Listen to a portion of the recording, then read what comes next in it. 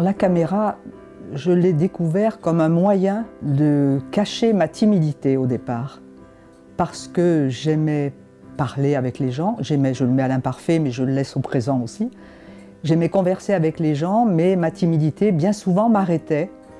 Et un jour, j'ai découvert l'image et j'ai vu qu'on pouvait se cacher derrière l'image. Et c'est parti de cette impression de sécurité derrière une caméra et derrière des mots aussi quelquefois.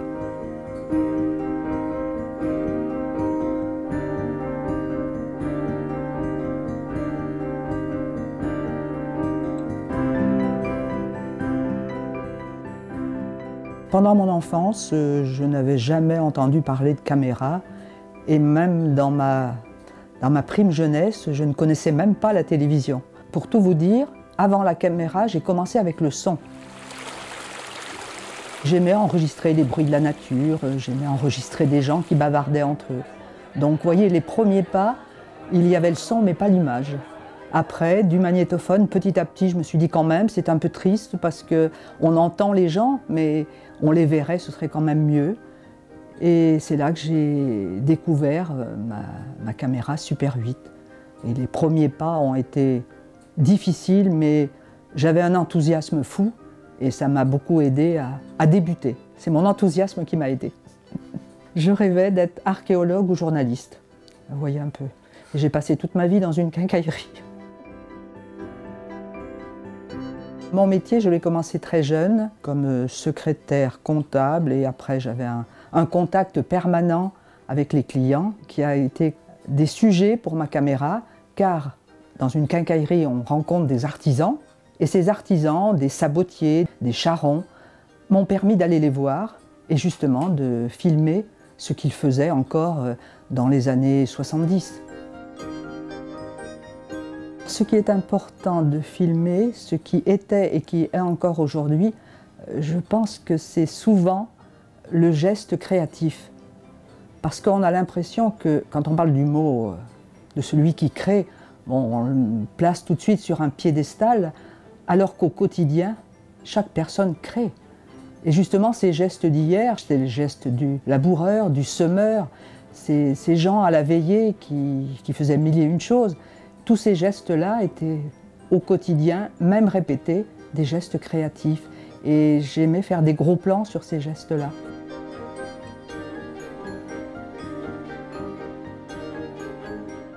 Pour le spectateur qui ne fait que passer, on ne le voit pas, ce geste de créativité au quotidien. Et c'est pour ça que je voulais faire un petit peu un zoom dessus pour que on s'arrête à la porte du charron, à la porte du sabotier. Voilà. Je percevais toutes ces choses comme quelque chose qui faisait partie du passé. Aujourd'hui, on ne va plus bénir les blés, la batteuse n'a plus cours. Je pense qu'il fallait se mettre à la place de la personne qui allait bénir ces blés. Et pour elle, c'était un geste vraiment très important et auquel elle n'aurait jamais manqué. Pour aucune raison à cette époque de l'année, parce que ça avait une importance capitale. Et c'est pour ça qu'il fallait se mettre justement dans la personne qui réalisait ce geste-là. Alors que, disons, autour, il pouvait être perçu différemment, ce geste-là. Voire moquerie ou indifférence ou alors partage avec cette même personne.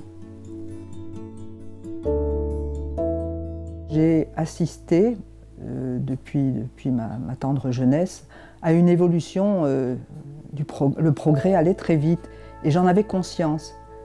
Et au sein de mon village, très vite, les bœufs, les vaches ont disparu au profit des tracteurs, les moyens évoluaient très vite au niveau du monde rural et je m'en rendais compte, j'en avais conscience.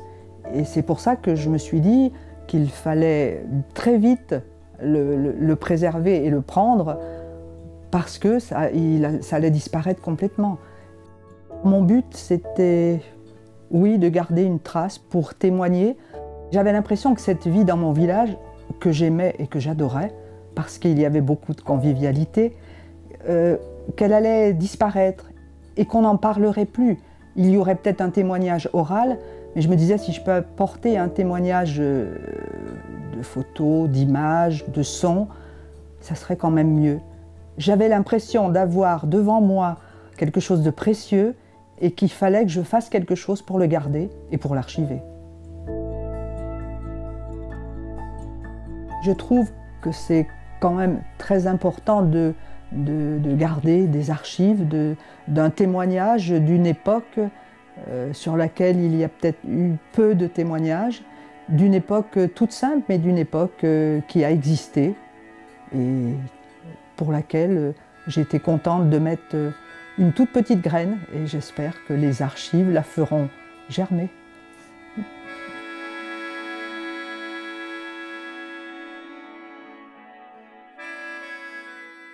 Pour faire ces reconstitutions, j'avais choisi ces deux personnes parce que ces deux personnes qui avaient toute leur vie travaillé la terre, qui avaient vécu sur la terre, qui n'avaient pratiquement jamais bougé de chez elles, qui étaient contre toute photo et toute autre manifestation. Et un jour, on a bavardé ensemble et je leur ai dit que j'aimerais bien saisir leurs gestes parce qu'ils étaient vrais. Parce qu'ils n'interprétaient pas des gestes, ils les faisaient tout simplement, parce qu'ils les avaient fait toute leur vie. Et petit à petit, ils m'ont fait confiance. Nous nous aimions bien avec ce vieux couple. Et c'est pour ça qu'est né beaucoup de scènes que nous arrivions à reconstituer ensemble. Mais ce n'était même pas une reconstitution, parce qu'eux les vivaient. Quand ils allaient dans les champs, qu'ils faisaient le labour, que le monsieur semait, bon, c'était des gestes qu'ils avaient fait toute leur vie.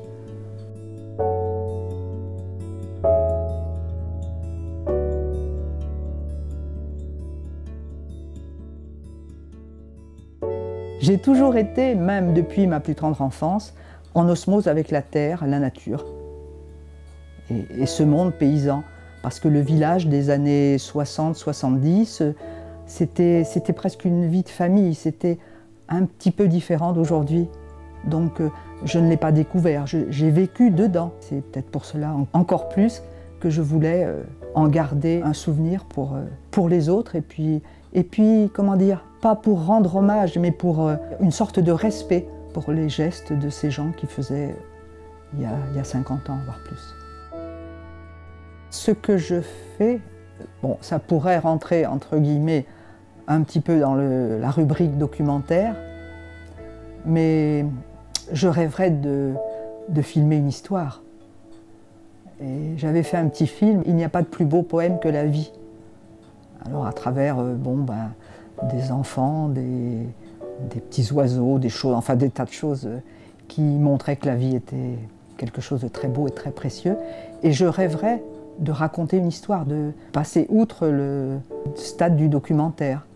J'avais fait un petit film sur Charles Sylvestre, un écrivain de Bellac, et j'avais illustré l'un de ses livres avec des gens du village aussi, enfin illustré un tout petit morceau justement pour faire voir ce qu'il avait écrit. Et c'est vrai que j'aimerais aussi beaucoup cette forme de petit film.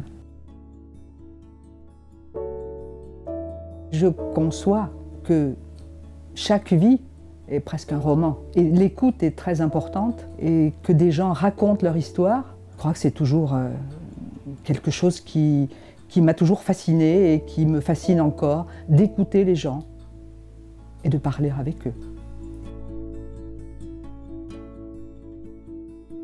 Après, bien sûr, ce que je faisais, on me demandait « mais nous aimerions bien nous voir ».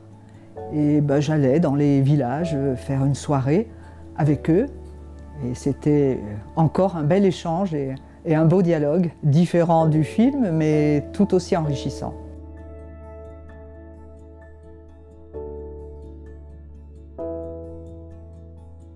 Ils savaient qu'il n'y avait aucune moquerie de ma part et que c'était parce que je les aimais que je voulais garder leurs gestes et leur vie. Je n'ai pas peut-être approfondi leurs réactions, mais je pense qu'ils étaient très heureux.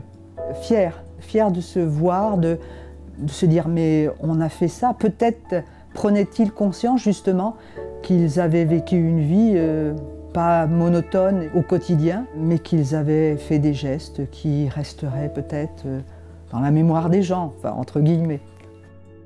Je pense que tous les gens que j'ai filmés avaient conscience de ce progrès qui allait si vite et qu'il y aurait très tôt un basculement de la vie du monde rural et autres, et artisanal. Et parfois, lorsqu'ils l'évoquaient, ils étaient tristes.